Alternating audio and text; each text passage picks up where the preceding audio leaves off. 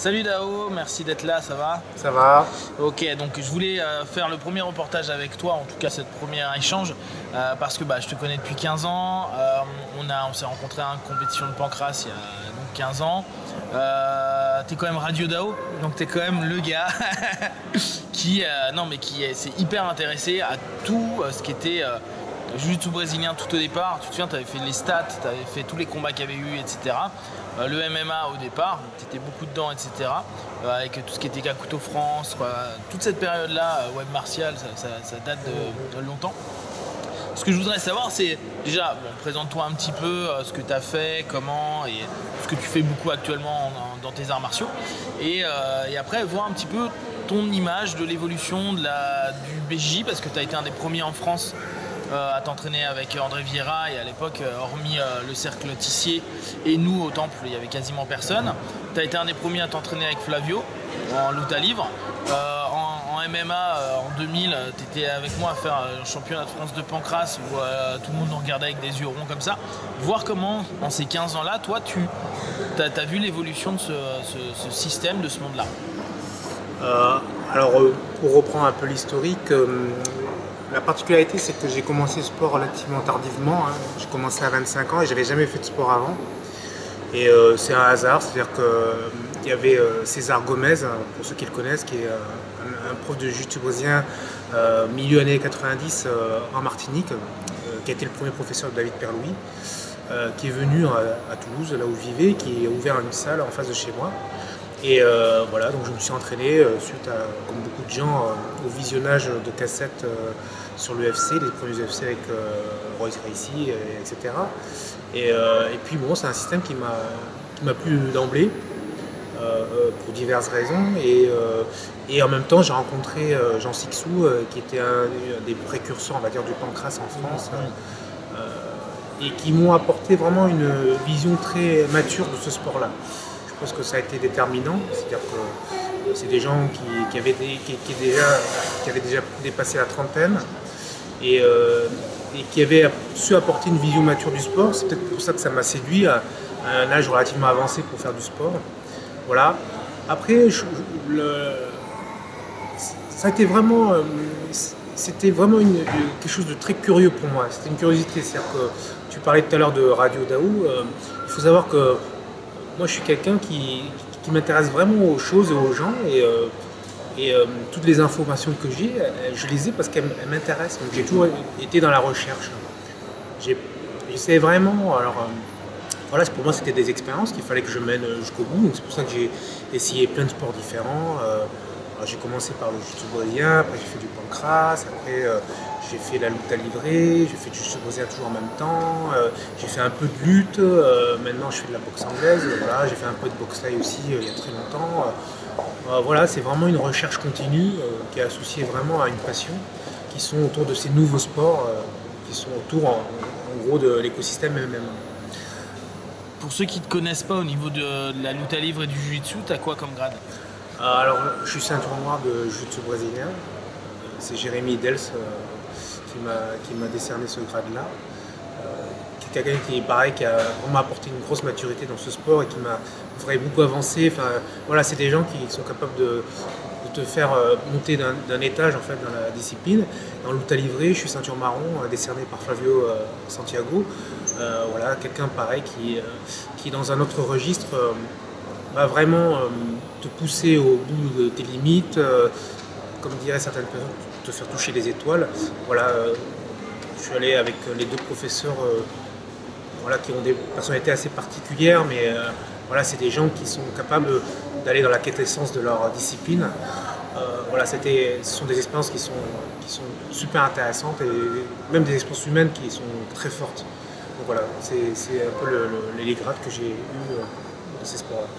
Ok, et justement, toi qui as commencé, donc il y a quand même, quand est-ce que tu as commencé précisément le jiu-jitsu autour de 98-99, c'est ça? Oui, j'ai commencé à rentrer 98 et j'ai jamais arrêté depuis, donc de 25 ans à maintenant, j'ai 42 ans cette année, et j'ai toujours tenu vraiment un rythme intensif d'entraînement, à tel point que j'avais un agenda voilà, qui comptabilisait le nombre d'entraînements que j'avais pour être certain que, voilà, que je ne décrocherais pas un moment. voilà, j'ai eu des hauts et des bas, hein, comme tout le monde, hein, comme tous les gens qui sont passionnés par ce sport-là notamment.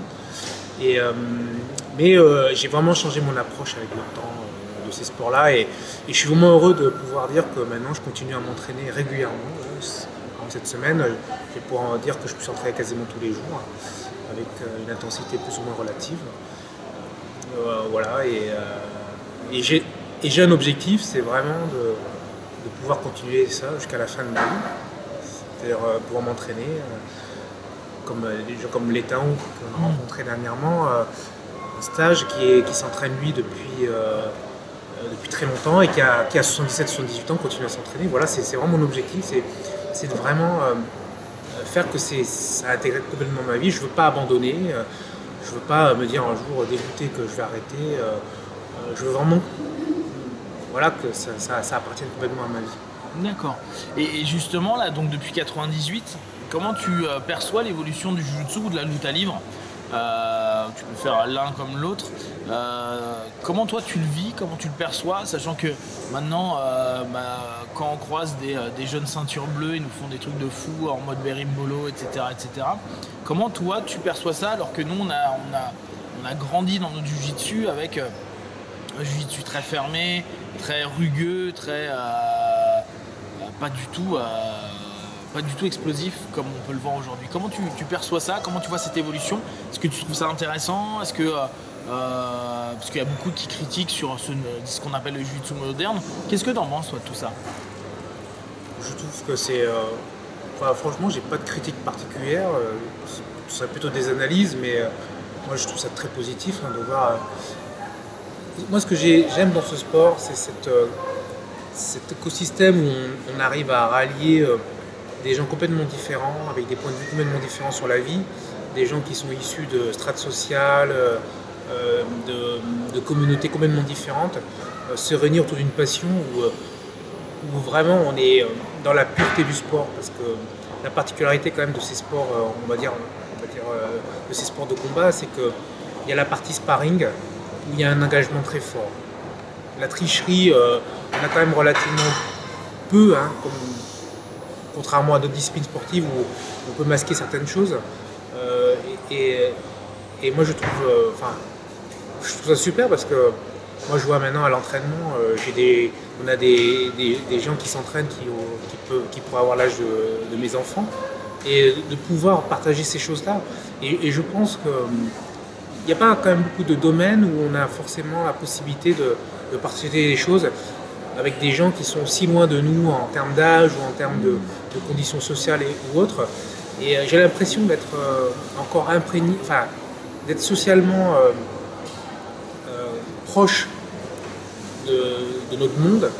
C'est un peu bizarre comme terme, mais voilà, je décroche pas en fait finalement de ça. Et de voir que ça se renouvelle, de voir que des jeunes sont intéressés, etc. Et puis en plus, ce qui est aussi intéressant, c'est que maintenant on a des gens qui ont la quarantaine, voire la cinquantaine, qui s'intéressent à ce sport. C'est-à-dire que c'est des gens qui ont vécu leur vie et qui sont revenus avec un point de vue complètement différent en disant non, maintenant j'ai envie de faire du jiu-jitsu brésilien ou de la lutte à livrer ou du grappling ou je sais pas quoi. Ouais. Et donc tu as une confrontation entre guillemets de deux mondes, c'est-à-dire des jeunes qui découvrent des choses et des anciens qui ont vu certaines choses et qui ont envie de revenir. Donc c'est souvent des anciens qui ont des enfants qui sont très grands maintenant, qui sont autonomes et qui veulent se remettre dans le sport et qui s'y impliquent vraiment. Ils font pas ça genre en mode loisir une fois par mois. Ils y vont, ils viennent régulièrement, ils viennent 2-3 fois. C'est des gens qui tournent très bien, c'est des gens qui sont rugueux, qui ont des choses à apporter dans ce sport. Donc c'est ça, c'est vraiment le ralliement de toutes ces personnes-là autour d'une discipline que je trouve vraiment extraordinaire. La dernière fois on en parlait, tu me disais, on voit beaucoup d'anciens, parce qu'on a vu des centaines et des centaines de personnes commencer à arrêter le jiu-jitsu. Tu me disais que tu croisais des personnes qui avaient commencé en même temps que nous et qui maintenant reviennent à faire du jiu-jitsu. Comment toi tu perçois ça, justement, ce truc qui est quand même assez à part, parce qu'on est un sport qui est très dur, et te dire, tiens, ils sont dans une démarche où ils vont reprendre cher, ils ont pris 10 ans, ou ils ont pris 15 ans, et ils reprennent le jiu-jitsu avec leur ceinture bleue, alors que maintenant, nous, on est noirs, quoi. C'est socialement intéressant parce que ce qu'on peut observer comme phénomène, c'est que, alors, soit tu es jeune étudiant, tu t'inscris dans le sport parce que dans ta tête, tu dis quand on est jeune, on peut faire du sport. Donc, tant qu'on est jeune, on fait du sport. Donc, les gens viennent s'inscrire, ils viennent défouler leur plein d'énergie dans ce sport-là. Après, approcher, on va dire la trentaine à peu près, enfin vers la trentaine, beaucoup de gens finissent leurs études ou rentrent dans le milieu professionnel de manière intensive. Donc c'est des gens qui disent, bon, voilà, c'est du formatage hein, quelque part. Ils se disent, bon, je suis avec quelqu'un, je suis en stabilité de couple, on entrevoit de faire des enfants, voilà, on va se mettre un crédit dans le dos, etc. Donc ils se disent qu'ils n'ont plus le temps en fait de faire du sport. Donc ils relâchent un petit peu ça. Donc voilà, à ce moment-là, ça se divise. C'est-à-dire que tu as ces gens-là qui se disent, bon, ben voilà, j'ai fait mon temps dans le sport et je lève le pied et j'arrête. Ou j'en fais moins. Et il y a des gens qui continuent, qui se disent, non, c'est vraiment trop important dans ma vie. Donc soit ils s'impliquent vraiment, c'est-à-dire que c'est des gens qui font leur métier, ou c'est des gens qui pensent qu'ils doivent faire des sacrifices en disant, voilà, je recule l'échéance de me mettre en couple ou de faire des enfants pour pouvoir continuer à faire du sport. D'accord ? Donc on va retrouver voilà, cette tranche sociale de trentenaires qui vont faire ça. D'accord ? Donc ça se divise un petit peu. Et après, autour de 40 ans, il y a des gens qui reviennent, effectivement, comme tu dis, c'est des gens qui ont fait leur vie, qui ont finalisé leurs études, qui ont créé une assise professionnelle, voilà, qui sont reconnus professionnellement, qui ont fait leur expérience professionnelle, et qui se disent finalement avec le recul, c'était quand même bien ce sport, il y avait vraiment des choses importantes, des valeurs que j'avais un peu oubliées, mais que j'ai envie de retrouver, parce que voilà, peut-être que lorsqu'on a 40 ans, parce que souvent à 40 ans, on est au milieu de sa vie, donc on fait un peu un bilan et on se dit, on est capable de se dire qu'est-ce qui est important, qu'est-ce qui l'est moins, et ils reviennent dans ce sport-là, et puis ils reviennent avec cet esprit neuf en disant voilà, finalement j'aime bien ce sport. Et nous on l'a vu, hein, il y a des gens qu'on connaît qui sont revenus à 40 ans de ce sport et qui le repratiquent de manière intensive. D'accord ? Donc c'est ça qui est rigolo, c'est qu'il y a vraiment ce chemin de traverse où les gens ont besoin de faire un bilan et puis qui se retrouvent là. Voilà, ça peut peut-être s'expliquer socialement comme ça. Donc là, ben, on se retrouve avec des gens, comme on disait, qui ont plus de 40 ans, qui ont des enfants qui sont grands autonomes, donc ils n'ont plus à s'en occuper finalement, et qui se remettent à refaire du sport parce qu'ils se disent ça c'est quelque chose que j'ai plus envie d'enlever de ma vie et que c'est tellement important, et ça représente tellement quelque chose qui est rare que j'ai envie de le réintroduire dans ma vie. Donc voilà, on va dire que dans un pays social, c'est ce qu'on peut expliquer à l'heure actuelle sur des gens qui s'entraînent. D'accord. Et question sur le MMA, donc tu en as fait un petit peu il y a quelques années, sous le biais du Pancras.